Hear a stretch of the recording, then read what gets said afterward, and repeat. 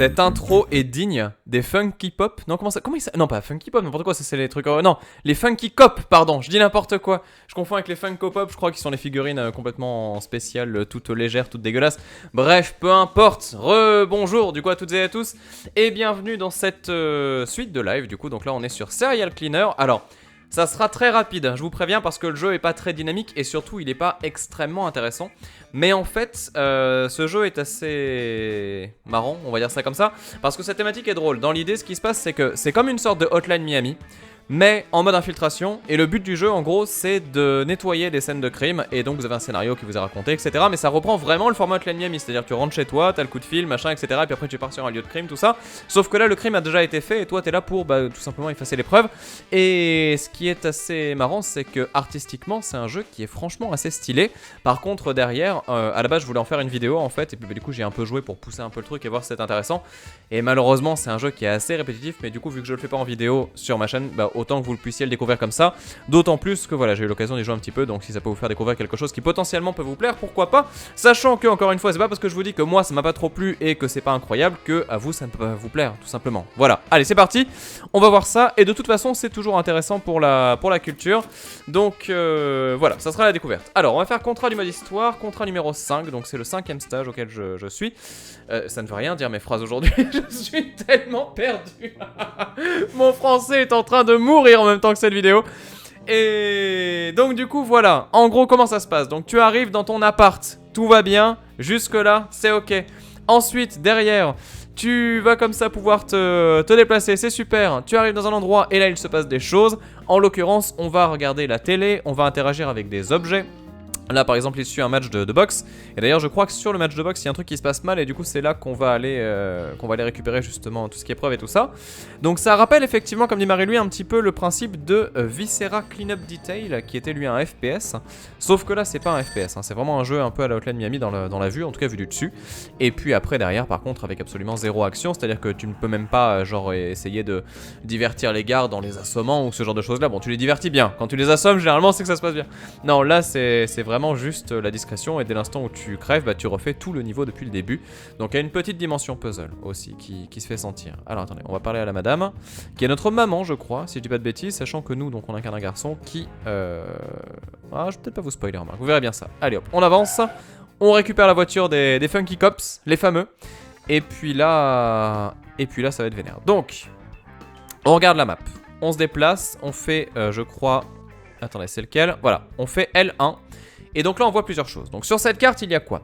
Il y a la sortie qui est en haut à droite. Donc là en fait c'est l'endroit où je vais pouvoir poser les corps notamment, qui sont des choses que je vais pouvoir récupérer sur le terrain. Et donc du coup l'idée c'est d'enlever donc les 3 corps ici, plus récupérer les 2 objets de preuve. Donc il y en a un en bas à droite et un au milieu si vous le voyez. Et ensuite derrière, je vais agrandir l'écran, ce sera plus simple. Et ensuite derrière vous avez donc bien évidemment... attendez, j'ai oublié de mettre la caméra. Voilà. La possibilité de vous déplacer et d'effacer du sang aussi. Donc ça va se faire avec l'aspirateur. Alors le manque de bol qu'on a, c'est que la caméra, elle est pile poil au niveau des objectifs. Donc je vais repasser en comme ça, juste vite fait. Comme ça, vous voyez un petit peu comment c'est fait. Donc là, voilà, typiquement, je fais du bruit. Par contre, faire attention. Et donc là, voilà, je viens d'enlever du sang. Et malheureusement, je me suis fait repérer. Et donc, comme un boulet, je vais me faire éclater. Voilà, gentiment, c'est pas grave. Allez hop, on recommence. Et cette fois-ci, on essaye de bien jouer. Donc on va commencer par ça. Hop, on peut se cacher dans le carton. Et après, on attend que ça passe et on va comme ça pouvoir commencer à faire le petit aspi. Donc là, vous voyez en haut à gauche le pourcentage qui est en train de monter. Donc il faut enlever 65% du sang qui est présent dans la zone. Donc c'est pas énorme non plus, hein, c'est pas très compliqué. Et là, on récupère, tac, voilà, une petite preuve. Et ici, on va faire ça et ça. Et là, vous voyez tout le défaut du jeu en une petite fraction de seconde.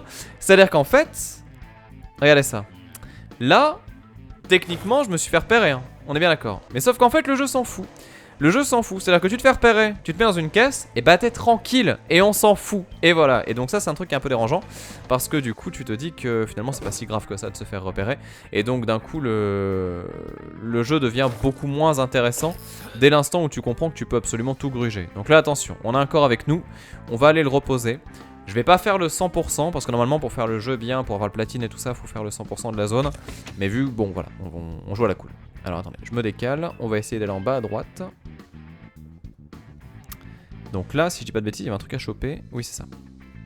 Alors je vois déjà que je peux déplacer ça. D'accord, donc on peut pousser la voiture, pourquoi pas. Et donc là, voilà, j'ai récupéré des preuves de quelque chose. Je sais pas de quoi, mais j'ai récupéré des preuves quand même. Oh là, attention, il y a du monde qui arrive. Alors, est-ce que je peux me décaler? Est-ce que je peux passer facilement? Je suis pas convaincu que ça. Là, si je fais ça. Ah, c'est très bien. Ils sont un peu cons, les gars. Vous voyez, c'est...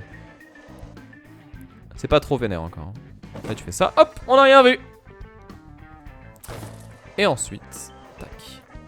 On continue ici. Donc là, vous voyez, j'enlève un petit peu de sang encore une fois. On récupère le corps. Et là, si je dis pas de bêtises, ça va être galère. Non. C'est GG. Oh, c'était très GG ce qui vient de se passer. Donc là, c'est juste toute l'appréhension justement de la direction. Ce qui est rigolo, c'est que ça rappelle aussi un petit peu du coup Metal Gear Solid, dans une certaine mesure, avec justement ce genre de vue là que tu vois de loin. Sauf que là, tu les vois pas sur ton radar, mais pour de vrai. Attention, on va enlever le sang. Tac, tac, tac, tac, tac, tac. Ah, je pourrais faire le 100% peut-être. Hein. Il a l'air facile à gérer. Pourquoi pas? Pourquoi pas, on va voir.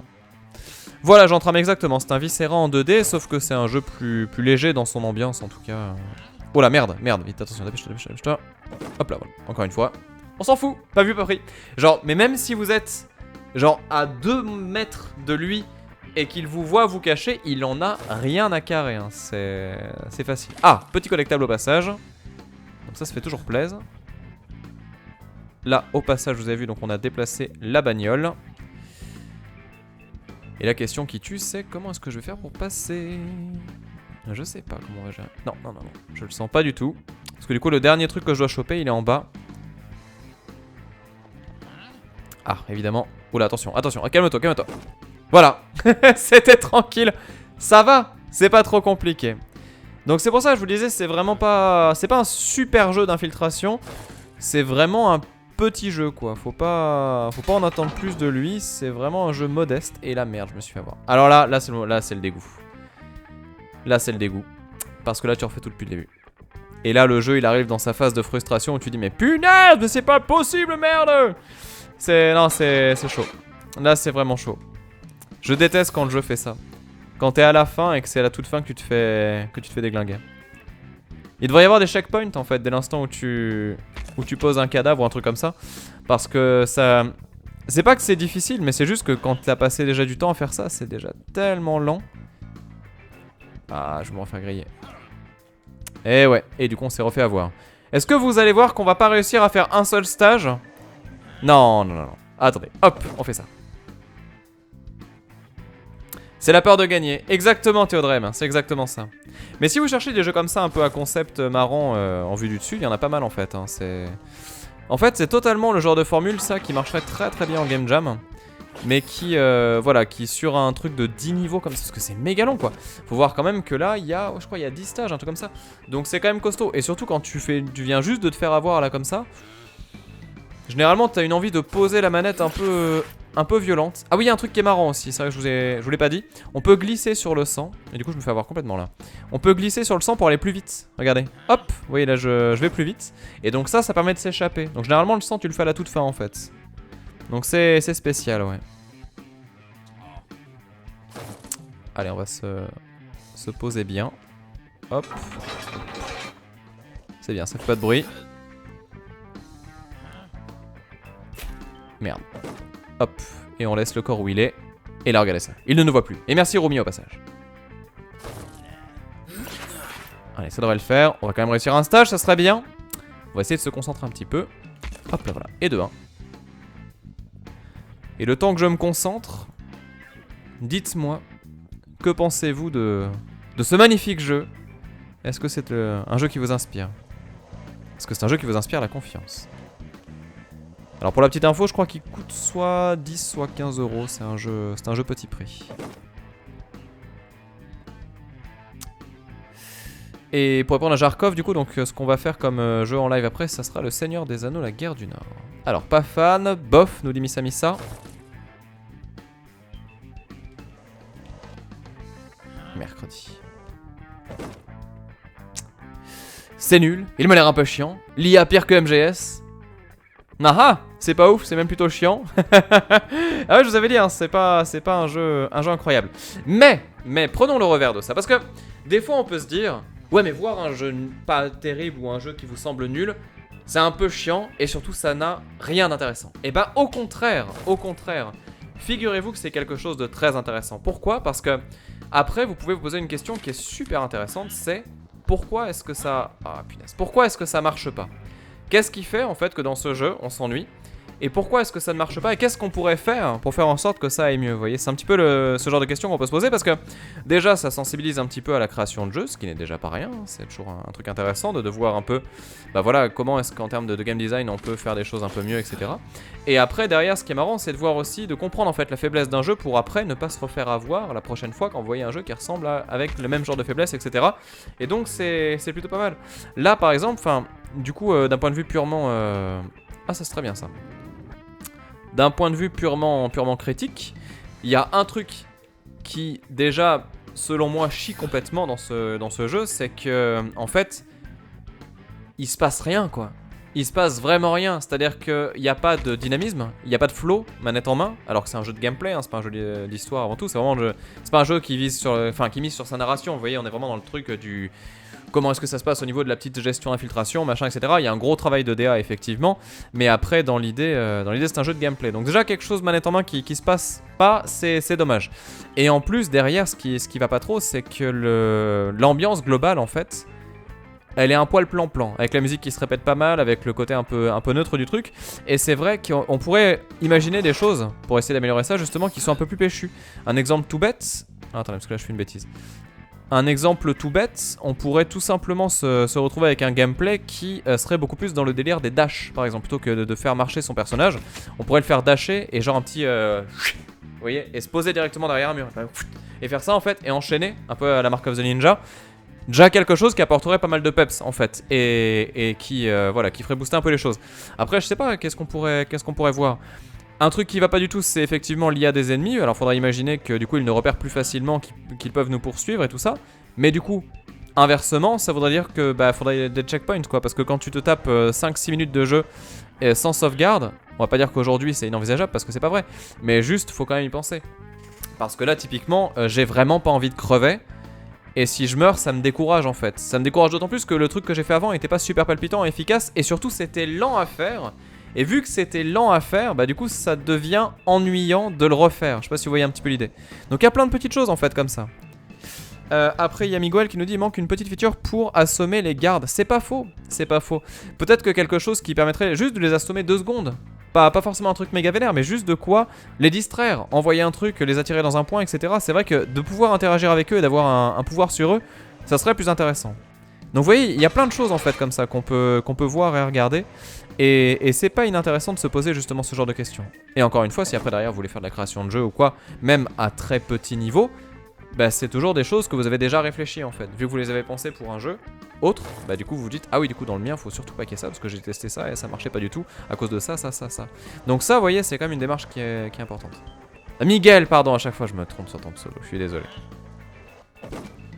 Allez, donc là c'est tout bon. Tatsu nous dit c'est un puzzle game. Oui, c'est un petit peu l'idée, ouais, mais c'est... Enfin, je suis pas d'accord, parce que puzzle game, pour moi, c'est des jeux de concept, en fait. Un puzzle game, c'est un jeu dans lequel tu as pas forcément quelque chose de très visuel à l'écran. Tu as surtout une sorte d'interface qui est très... Comment dire? Enfin, genre un Tetris, un Puyo Puyo... Ça, c'est un puzzle game. Là, c'est plus un jeu d'adresse. Tu vois, c'est pas tout à fait la même chose. Et encore. C'est compliqué. J'ai programmé un puissance 4 en terminale seconde. Mais oui, bien sûr, Miguel, c'est parfait. Exactement, exactement. Phantom Pain, donc Metal Gear Solid 5, gère extrêmement bien les longues missions. Ça, c'est vrai que c'est... Enfin, de toute façon, ça reste un de mes jeux préférés dans le genre, en tout cas, de l'infiltration. Ça fait partie du très très haut du panier Metal Gear Solid 5. Quoi qu'on dise, ouais, fini, pas fini, machin, etc. On s'en fout, le jeu, il est juste excellent. Alors, je sais plus où j'en suis, par contre, côté... Il me manque une preuve. Ah, je suis à 99% du sang? C'est stylé ça. Attendez, on va faire le 100% du coup là. Ben voilà, 100%, c'est GG.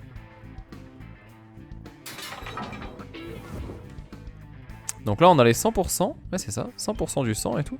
Putain j'ai fait le 100% sans faire exprès quoi. Allez hop, on termine. Et là, c'est le drame. C'est bon, c'est GG. Hitman aussi, G-War, qui est très très bon en infiltration.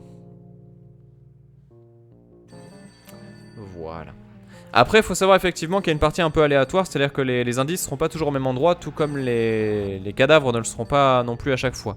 Donc c'est un des éléments qu'il faut prendre en compte aussi et qui est important. Voilà, bon là on peut parler à tout le monde, on fait notre vie, on peut écouter aussi la radio si on le souhaite, on peut regarder les factures et à chaque fois le scénario nous est raconté par le biais de ces objets. Ensuite on peut continuer jusqu'à un autre niveau et on peut comme ça aller très très loin, mais je pense qu'on en a assez vu. Et donc ce que je vous propose, eh bien c'est qu'on en reste là pour ce petit serial cleaner. En tout cas j'espère que cette session découverte vous a plu. Même si le jeu n'était pas incroyable, au moins on a pu voir un petit peu plusieurs choses.